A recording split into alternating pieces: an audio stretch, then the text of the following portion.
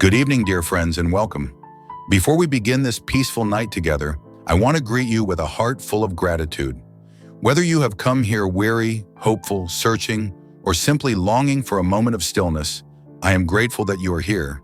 Tonight, may you find rest for your soul, light for your thoughts, and comfort in knowing that God has carried you through another day. If this is your first time joining us, welcome to this quiet corner of reflection. If you return night after night, thank you for bringing your heart once again into this shared space of prayer. May God bless you as we enter this new story together. The day had slowly softened into evening, and as the world dimmed, the quiet voice of reflection invited the listener to pause and breathe. Before laying down to rest, hearts were encouraged to thank God for another day in which His mercy and steady care had upheld them. This was not simply an idea, but a lived truth woven through every hour, whether the day had been calm or challenging. The story opened with this atmosphere of reflection because true peace often begins when the soul remembers that God's presence has never left. The narrator guided the listener gently into the central theme of the night, the longing for a heart that seeks God's will above the passing measures of the world. Each person carries invisible burdens, expectations from others, pressures to succeed, the urge to prove worth, the fear of falling behind. These pressures can make the soul restless without fully understanding why. Yet in God's eyes, the true measure of a life is not achievement, but obedience, not popularity, but faith, not outward success, but inward surrender. This truth set the tone for the entire unfolding narrative. To deepen this reflection, the story introduced the passage from the Book of Wisdom, where the souls of the just are described as resting safely in the hand of God. Though the world may see only loss or suffering, God sees purification, resilience, and hope becoming immortal. The narrator explained that this divine perspective is very different from what people usually see. On earth, suffering looks like defeat. In heaven, it can become victory. On earth, loss feels like abandonment. In heaven, it becomes transformation. On earth, trials appear senseless. In heaven, they refine the heart like fire refining gold. This passage invited listeners to consider that God sees further and deeper than human eyes ever can. The story then transitioned to a quiet, introspective reflection on the wisdom of Bishop Fulton Sheen, who reminded the faithful that the world assigns value through status, wealth, recognition, or influence. But God's kingdom is governed by a different law. Those who do His will are the true royalty. This message struck deeply because the world often teaches the opposite. Many people measure themselves by accomplishments, compare their worth to others, or base their identity on approval. Yet the narrator gently dismantled these illusions. In God's sight, holiness is the highest dignity, humility is the rarest treasure, obedience is the finest adornment of the soul. The story emphasized that peace enters when people stop trying to be important in the world's eyes and instead try to be faithful in God's eyes. The listener was guided inward, invited to reflect on the small anxieties that often disturb sleep. Worries about the future, regrets from the past, fears about decisions, or burdens carried silently. These are universal. But the narrator reassured the listener that surrendering these weights to God brings rest. God does not measure like the world does. He does not rush the soul or demand perfection. Instead, He invites trust. This invitation formed the emotional foundation of the story's beginning. From here, the narrative expanded into a broader reflection on the human search for meaning. People often try to anchor themselves in what is temporary: money, success, approval, schedules, tasks, physical appearance. But none of these can hold the soul securely. They shift like sand, leaving the heart unsteady. Only God's will, solid and eternal, can ground a person in lasting peace. The narrator described how many people spend years chasing earthly crowns only to feel empty when they finally hold them. It is only when someone seeks God's purpose that their life begins to align with true joy.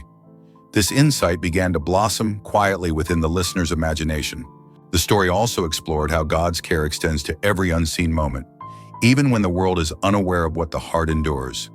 There are struggles no one praises, sacrifices no one sees, and prayers whispered in silence that no human ear ever hears.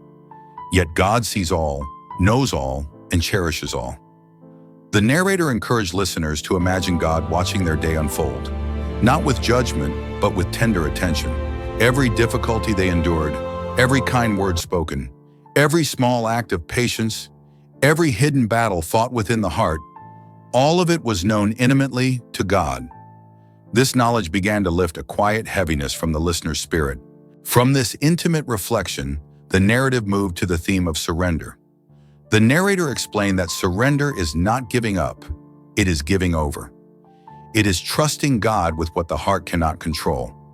Many people hold tightly to their worries because they fear that releasing them means losing control. But the opposite is true. Surrender brings peace because the burden is placed in the hands of the one who can actually carry it. The story compared the soul to a weary traveler carrying a heavy pack. God walks beside the traveler, gently asking to carry the weight, but often the traveler hesitates, believing they must carry it themselves. Only when they finally let go do they discover the peace that had been waiting for them all along. The narrator also touched upon the spiritual meaning of night. Night is not only the closing of a day, but also a sacred moment of trust. To sleep is to surrender completely, to rest in God's protection, unseen yet faithful. For centuries, the church has treated night prayers as both closure and renewal, a place where sins are confessed, burdens released, fears calmed, and the heart reoriented toward God. The story invited listeners to see nighttime not as darkness, but as a soft blanket of divine protection, covering them gently. This led to a tender reflection on the holy souls in purgatory. The narrator explained that November is a month filled with remembrance, a time when the church lovingly prays for those who have gone before us, those who are still being purified, still journeying toward full union with God. This connection between earth and eternity added depth to the story. Listeners were reminded that love does not end with death. It transforms. The holy souls, though unable to help themselves, are lifted by the prayers of the living, and in turn they intercede in gratitude. This communion formed a beautiful bridge between the living and the departed. The narrator spoke of God's mercy like a quiet river flowing through the story. Mercy that heals, mercy that restores, mercy that takes broken pieces and shapes them into something whole. He encouraged listeners to acknowledge their need for this mercy, not to hide their failings, not to deny their weaknesses, but to lift them into God's light. For God does not condemn the contrite heart, He embraces it. As the story's first part drew toward its closing moment, the narrator returned to the earlier truth from the Book of Wisdom. The souls of the just are in God's hand. He explained that this truth extends to the listener as well. Those who seek God, even imperfectly, are held in His hand. Those who stumble but rise again are held in His hand. Those who pray even when tired, those who forgive even when wounded, those who trust even when fearful, all are safely held. No torment can reach the soul that belongs to God. No darkness can extinguish the light He places within it. The narrator then offered a quiet blessing, inviting the listener to breathe deeply, rest peacefully, and trust that God is near. The first part ended with a soft assurance that the journey would continue deeper into peace, surrender, and reflection. The night deepened quietly as though the sky itself were drawing the listener into a deeper intimacy with God's presence. After the stillness of the first part began settling into the heart, the narrative continued to unfold into a gentle, reflective journey. Nothing rushed, nothing forced. The story moved with the calm certainty of a soul being guided by a steady and loving hand. The narrator invited the listener to look inward again, but this time with a softened gaze. Now that the heart had acknowledged God's care throughout the day, it became easier to see how many moments, big and small, had carried traces of His presence. Perhaps it was a comforting word from someone. Perhaps it was an unexpected moment of peace. Perhaps it was strength that appeared precisely when needed, or clarity that came at the right time. Even the struggles of the day, the narrator explained, hide within them seeds of grace waiting to grow. He spoke about the spiritual truth that God's will often reveals itself gradually. The soul rarely receives the full path, only the next step. This can be unsettling, especially for those who desire certainty. But God's guidance, like the night sky, arrives in quiet brilliance. Never blinding, always steady. The listener was encouraged to see tonight not as a moment of waiting for answers, but as a moment of resting in trust. When the heart releases its demand to know everything, it becomes easier to receive what God desires to give. The reflection then moved toward the theme of obedience. revisiting Bishop Fulton Sheen's wisdom, but deepening it through lived experience. Many people misunderstand obedience, seeing it as weakness or lack of independence. Yet in the spiritual life, obedience is strength. It is the willingness to place the will of God above personal preference, pride, or fear. The narrator explained that obedience is not blind. It is illuminated by love. It is not forced, it is chosen. It is not passive, it is deeply active, because it requires the soul to listen, discern, and surrender. Some of the greatest suffering in life comes from resisting what God is trying to do in the heart. When people cling to their own plans too tightly, they often block the blessings meant for them. When they insist on understanding everything before they move, they delay the peace that comes from simple trust. The narrator reassured the listener that God never asked for obedience to restrict freedom, but to expand it. True freedom is found not in doing whatever one wishes, but in becoming who God created one to be. In this gentle movement of thought, the narrator reflected on how obedience helped the saints and the souls of the just endure trials. The world may see suffering, but God sees refinement. The world may see defeat, but God sees transformation. The souls in the hand of God, as Scripture says, are untouched by torment. This does not mean they never suffered. It means that suffering could not destroy what God protected. Their peace came not from avoiding hardship, but from being held through it. This insight opened the way for the narrator to explore the nature of peace itself. Peace is not simply the absence of trouble. Peace is the presence of God in the midst of trouble.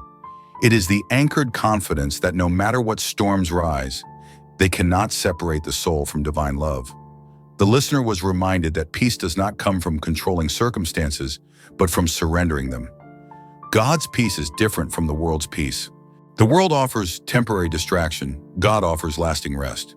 From peace, the story organically transitioned into a reflection on human worth. The narrator spoke tenderly about how often people measure their value through worldly standards: success, appearance, productivity, relationships, or approval. But such measures are fragile. They shift with seasons, circumstances, and opinions. The narrator reassured the listener that their worth is rooted not in what they do, but in who they belong to. They are God's creation, God's beloved, God's delight. When the heart embraces this truth, anxiety loosens its grip. Fear loses its power. Rest becomes possible. The narrative lingered on this theme, drawing out the beautiful distinction between worldly striving and spiritual identity. The world says, earn your worth. God says, you already have worth. The world says, prove yourself. God says, be still and know that I am God. The world says, you are what you achieve. God says, you are mine. These truths gently reshape the listener's inner dialogue, making room for quiet confidence. Then once the soul had been reoriented toward truth, the narrator redirected attention to the hidden burdens many people carry at night. He acknowledged how tiring it can be to hide one's struggles, to smile when the heart aches, to act strong when feeling weak, or to carry responsibilities silently. Many listeners carry invisible crosses, worries about family, financial pressures, emotional wounds, spiritual dryness, or the fear of disappointing others. These burdens often feel heavier in the silence of night. But the narrator reminded listeners that God sees what no one else sees. God knows the weariness behind the smile, the courage behind the tears, the effort behind every small act of goodness. And more importantly, God is not disappointed by weakness. He does not withdraw when the heart struggles. Instead, he draws nearer. The brokenhearted are never abandoned. They are held. With that assurance, the story gently transitioned into the theme of mercy. God's mercy is not limited. It is endless. It does not depend on perfection, but on openness. The narrator invited listeners to look at their imperfections, not with shame, but with honesty and trust. When the soul recognizes its need for mercy, it becomes capable of receiving grace. And grace transforms everything it touches. This led naturally to the night's quiet moment of self-examination. The narrator didn't instruct the listener to list faults or recount every failure. Instead, he encouraged them simply to hold up their heart to God, just as it is.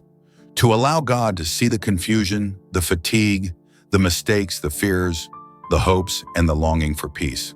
The narrator described this as an offering more precious to God than any achievement. God desires the heart, not perfection. He desires relationship, not performance. The narrative lingered here, allowing the listener to feel the tenderness of this truth. When people show only their strengths to God, they hide the very places where He wishes to heal. But when they bring their brokenness into His presence, He pours light into every hidden corner. This healing does not always happen instantly. Sometimes it unfolds slowly, night after night, like the rising of dawn. But every moment of honest surrender accelerates that healing. From this reflection, the narrator deepened the connection to the holy souls in purgatory. He explained that their purification is an act of mercy, not punishment. God is preparing them for the fullness of His presence, removing everything that dims their joy. In some ways, the listener undergoes a similar purification on earth.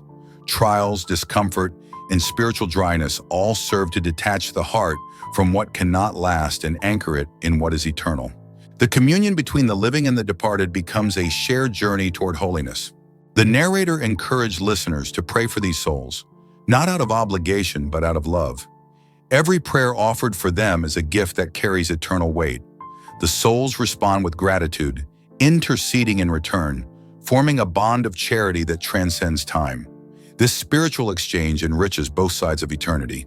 As the story approached the closing moment of this part, the narrator returned to the theme of surrender.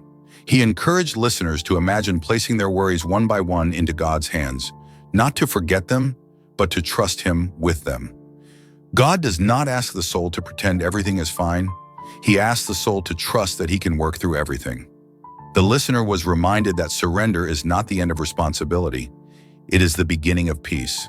The night deepened a little more, and the narrator offered a final reassurance that God would remain near through the entire night, watching, guarding, and blessing.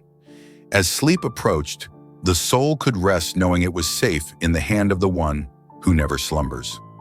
As the night settled more deeply, the quiet became a companion rather than a backdrop, gently holding the soul and guiding it deeper into reflection. The narrator allowed the silence to breathe for a moment before continuing, for silence itself can be a form of prayer when the heart allows God to speak within it. What unfolded next in the story was not simply a continuation, but a soft deepening, a movement from peaceful trust into a more intimate understanding of how God works quietly in the unseen places of life. The narrator invited the listener to consider how often God's greatest work happens far beneath the surface of daily activity. Just as seeds germinate silently beneath the soil and roots form long before leaves appear, the spiritual life also grows in hidden ways long before visible change occurs. Many people desire immediate transformation. They want answers today, clarity now, healing without delay. But God is patient, and His timing is not rushed by fear or worry. He allows the soul to deepen its roots so that when growth appears, it is lasting and strong. The narrator explained that this hidden work of God often takes place during seasons that feel like stillness or even stagnation. There are seasons where prayers seem unanswered, where progress feels slow, or where God feels distant. These moments can be discouraging, but they are not signs of abandonment. They are invitations to trust the unseen. When the soul cannot feel God's presence, that is when faith becomes pure gift. It rises beyond feelings and becomes a steady act of love. This idea led to a reflection on perseverance, one of the most subtle yet powerful forms of courage. Perseverance is not loud. It does not draw attention to itself. It looks ordinary. It looks like waking up and choosing to trust again, even when yesterday was difficult. It looks like doing one's best when the heart feels tired. It looks like showing up for prayer even when prayer feels dry. It looks like offering forgiveness when resentment is easier. It looks like trying again after failure. The narrator gently reminded listeners that God sees every effort, even those that feel small or insignificant. Nothing offered in love is wasted. The world measures results. God measures fidelity. The world celebrates visible success. God celebrates faithful hearts. And perseverance, especially in the hidden moments of life, shapes the soul more deeply than any triumph that others can see. The narrative then turned toward the theme of surrender, not as a passive giving up, but as a courageous acceptance of God's direction. Many people misunderstand surrender, thinking it means the abandonment of desire or effort. But true surrender means holding desires in open hands, allowing God to shape them. It means trusting that His ways are higher, even when His ways seem delayed or mysterious. The soul that surrenders does not lose itself. It finds its true strength. The narrator allowed this reflection to flow into an examination of the attachments that often hinder spiritual peace. Humans cling to many things: plans, people, outcomes, expectations. Some attachments are good and loving, yet when held too tightly, they can obscure the freedom God wishes to give. The narrative explained that God sometimes invites the soul to loosen its grip, not to remove what is loved, but to purify the love itself. A purified love is not possessive or fearful. It becomes generous, patient, and free. In this gentle line of thought, the story touched upon the passage from the Book of Wisdom that had inspired the evening's meditation. The souls of the just are in the hand of God. The listener was invited to imagine what it means to be held in God's hand, not merely cared for or watched over, but truly held. To be held means to be supported when weak, steadied when trembling, lifted when falling, protected when vulnerable. Being held by God does not remove suffering, but it transforms it. Suffering endured in God's hand becomes a path to deeper peace. This insight opened the way for the narrator to reflect on how God's justice differs from human justice. The world often looks at circumstances and assumes it knows the whole story. When someone suffers, the world may see defeat. When someone goes unnoticed, the world may see insignificance. When someone struggles, the world may see inadequacy. But God sees differently. God sees the heart. God sees the intention. God sees the courage that no one else sees. God's justice restores dignity where the world has overlooked it, honors sacrifices that no one noticed, and brings peace where the world saw only sorrow. The narrator spoke gently about how many listeners may feel unseen or underappreciated. Many give their best quietly, without recognition. Many love deeply without receiving equal love in return. Many work tirelessly without praise. Many endure silently for the sake of family, faith, or duty.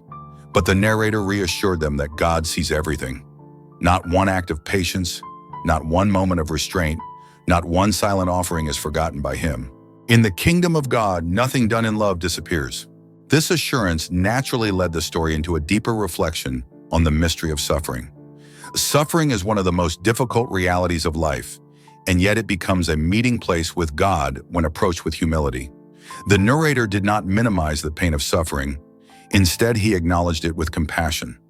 He explained that suffering often confuses the heart because it disrupts expectations. It challenges assumptions. It confronts the soul with its limits. But suffering also reveals where true strength lies. In suffering, people discover that their courage does not come from themselves but from God. In suffering, people realize that peace does not depend on circumstances. In suffering, people learn to pray not only with words but with endurance. In suffering, people become aware of how closely God holds them. The narrator reminded listeners that Christ Himself suffered, not to avoid suffering, but to transform it from the inside. When the listener unites their pain to Christ, suffering becomes a channel of grace rather than despair. The story then shifted gently toward the theme of rest. Rest is not simply a physical need, it is a spiritual one.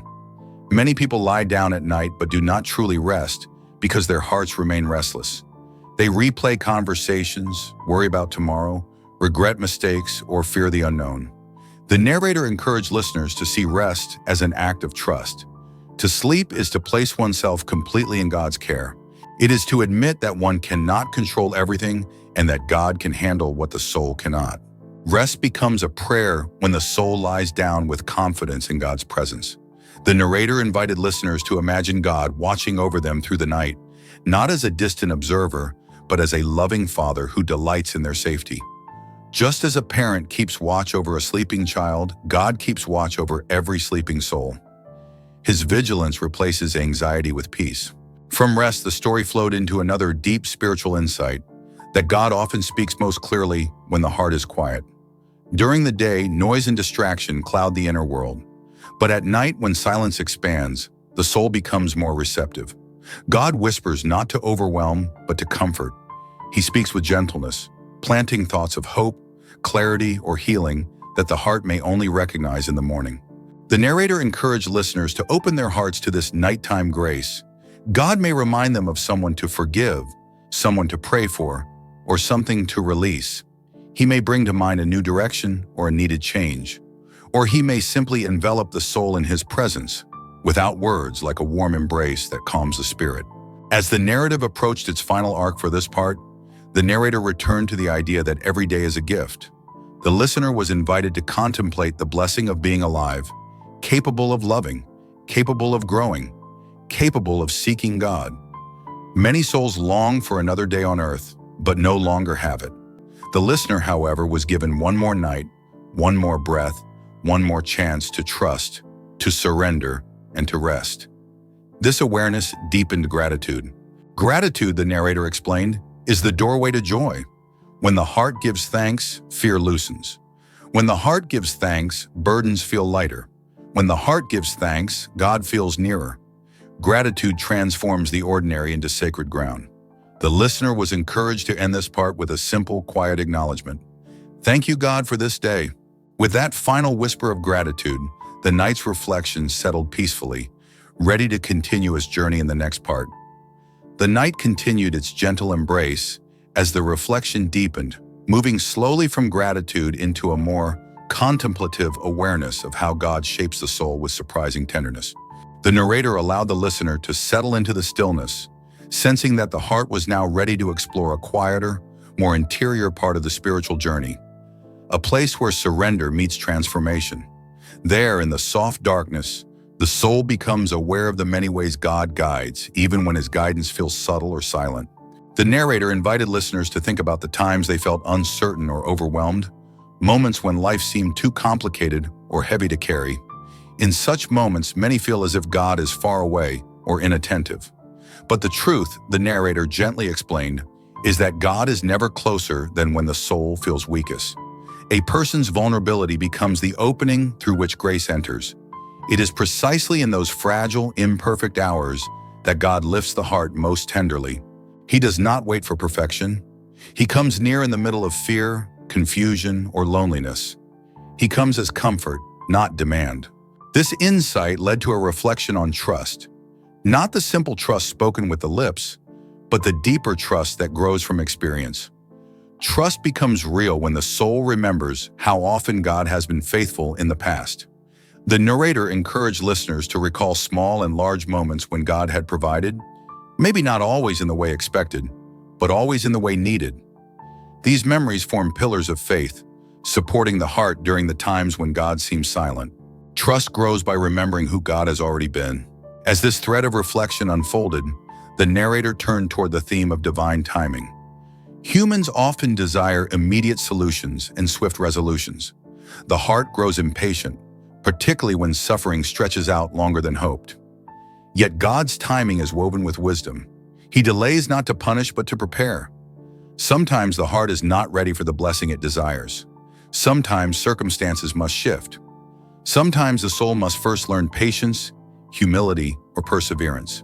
The narrator explained that divine timing may feel mysterious, but it is never careless. God arranges each step with intentional love. This understanding of timing naturally transitioned into a deeper reflection on hope. Hope is not optimism. It is not the belief that everything will always go smoothly. Hope is the assurance that even when things do not go according to one's plans, they still unfold within God's loving providence. Hope anchors the soul, steadying it through storms. Hope whispers that God is at work when nothing seems to be changing. Hope lifts the eyes beyond the horizon of the present moment and reminds the heart of eternal promises. From this spiritual anchor, the narrator gently guided the listeners to recognize that their personal stories hold far more meaning than they may realize. Every joy, every trial, every moment of waiting contributes to the shaping of the soul. Nothing is wasted in God's hands. Even mistakes, when brought to Him, become places of grace. Even regrets, when surrendered, become testimonies of healing. The narrator reminded the listeners that God weaves beauty from broken threads. What may appear as a failure or disappointment often becomes the doorway to deeper intimacy with Him. The narrative then moved quietly toward the idea of spiritual companionship. No one journeys toward God alone. Even when life feels isolating, there is a communion of saints, visible and invisible, who accompany every soul. Family members who have passed away, friends who prayed before us, saints who intercede, and angels who watch over us quietly form a spiritual community surrounding each person. The narrator invited listeners to imagine this invisible support, reminding them that heaven is far closer than it seems. The souls of the just, held in God's hand, are companions on the journey, praying for those still walking the earth. This awareness of spiritual companionship led naturally into a reflection on forgiveness. Forgiveness is one of the most powerful acts of freedom a soul can choose. Holding on to resentment binds the heart, dimming its capacity for peace. Forgiveness does not excuse wrongdoing, nor does it erase memory. Instead, forgiveness releases the soul from carrying the weight of anger or hurt. It allows God to pour healing into wounds that have remained open for too long. The narrator spoke gently to those who still hold hidden pain within their hearts, inviting them to dare to let God begin the healing work. Forgiveness, he said, is a process, not an instant event. Even the desire to forgive is a grace. From forgiveness, the storyline drifted toward an exploration of how God sees each person. People often assume God is harsh or demanding, ready to criticize or judge. But God's gaze is tender. He sees potential where others see failure. He sees beauty where others see flaws. He sees progress where others see imperfection. The narrator described God's gaze as one that speaks, "You are loved," even when the soul feels unlovable. When the soul learns to see itself through God's eyes, shame begins to loosen and hope grows stronger. The narrative continued, focusing on how a soul grows more peaceful as it learns to let go of control. Control is often rooted in fear, the fear of the unknown, the fear of loss, the fear of being hurt. But when the heart loosens its grip on control, it discovers that freedom comes not from holding tightly, but from trusting deeply. Letting go becomes a sacred act, a way of saying, "God, I trust you more than I trust my fear." The narrator reassured the listeners that God never takes more than he gives. Whatever he asks the soul to release, he replaces with something holier, gentler, or stronger. As the story settled deeper into the theme of peace, the narrator turned to the quiet work of grace within the night. Grace often feels like a soft touch, a subtle shift in the heart, a thought of compassion that rises unexpectedly, or a moment of clarity that brightens confusion. Grace is God's way of shaping the heart without force. It enters silently like dew forming on petals before dawn. The narrator encouraged listeners to be attentive to these small touches of grace. What may seem insignificant, an impulse to pray, a sudden feeling of calm, a memory of someone in need, could be the voice of God. From grace, the flow moved toward the inner sanctuary of prayer. The narrator explained that prayer does not need many words. Prayer is presence. Prayer is attention. Prayer is the heart turning toward God, whether through gratitude, sorrow, longing, or simple stillness. The listener was reminded that even quiet breathing in God's presence is prayer, for it acknowledges dependence and trust. The narrator emphasized that God listens to the heart, not just the lips. He hears the sighs too deep for words, the silent hopes, the hidden tears. This reflection opened the way to consider the sacredness of rest once more. Nighttime is not merely the end of a day. It is a space God uses to restore the soul. The body needs sleep, but the spirit also needs stillness. In sleep, God works in ways the mind cannot comprehend. He renews strength, calms emotions, organizes thoughts, and soothes the inner wounds that the day may have stirred. The narrator invited listeners to see tonight's rest as a spiritual offering, a surrender into God's healing embrace. As the story approached its final arc for this part, the narrator reminded listeners that God is never distant from their concerns. Whatever weighs on the heart, whether uncertainty about tomorrow, burdens from the past, or anxieties about loved ones, can be entrusted to Him. He carries what the soul cannot carry. His wisdom fills what the mind cannot understand. His love protects what the heart cannot control. The listener was encouraged to speak freely to God in the quiet of the night, without fear of saying the wrong words. God understands even the prayers that break off halfway, the prayers that begin in tears, the prayers that rise more as longing than petition. Finally, the narrator offered a closing reassurance that as the night deepens, God's watch grows closer. The listener was invited to feel held, safe, known, and loved. Nothing in the day is beyond His mercy. Nothing in the night is beyond His protection. With this assurance, the heart could rest and allow the next part of the journey to continue its gentle unfolding. The night deepened into a deeper stillness, the kind of quiet that feels almost sacred, and the narrator gently guided the listeners into this final stretch of reflection, where the heart could finally settle into the full embrace of God's presence. The journey through the evening had already softened the edges of the day's worries, but now it invited the soul into an even quieter place, where truths long known but often forgotten could rise softly like lanterns over calm water. The narrator encouraged the listeners to breathe slowly, to let each breath remind them that life is sustained by God's constant nearness. In this settling piece, the narrator spoke of the profound gift of being known by God. Many people go through life feeling unseen or misunderstood, carrying burdens in silence because they believe no one would truly understand. But God sees the whole story, the beginning, the wound, the hidden resilience, the quiet victories. He sees the moments when the heart tried again despite exhaustion. He sees the unseen acts of kindness, the silent sacrifices, the private tears. Every soul is fully seen and fully loved, without condition. This truth, the narrator explained, is the antidote to loneliness. A soul that knows it is known by God can rest, even when the world feels overwhelming. This awareness naturally led to a reflection on God's gentle way of healing. Healing rarely arrives as a sudden change. More often it comes slowly, like dawn growing across the horizon. Hearts heal in layers. God tends to wounds the way a careful gardener tends to fragile plants, patiently, intentionally, returning again and again until new life emerges. The narrator invited listeners to consider the areas of their hearts that still ache: old disappointments, broken relationships, fears that cling, or guilt that lingers long after forgiveness has been sought. Tonight, those wounds did not need to be solved, only surrendered. Healing begins not with answers, but with openness, with simply saying, "Lord, here I am. Heal me as you will." This openness paved the way for a deeper reflection on surrender. True surrender is not defeat. It is trust. It is the act of handing over what the heart cannot carry alone. Many people cling to control because they fear what surrender might require. Yet surrender to God is always safe because God never takes anything without giving something better in return. The narrator encouraged listeners to consider one thing, just one, that they could surrender tonight: a fear, a doubt, a resentment, a memory. The act of releasing even one burden is an invitation for grace to flow more freely. From surrender, the narrative drifted gently into the theme of purpose. Every soul, no matter how ordinary life may seem, has a purpose designed by God.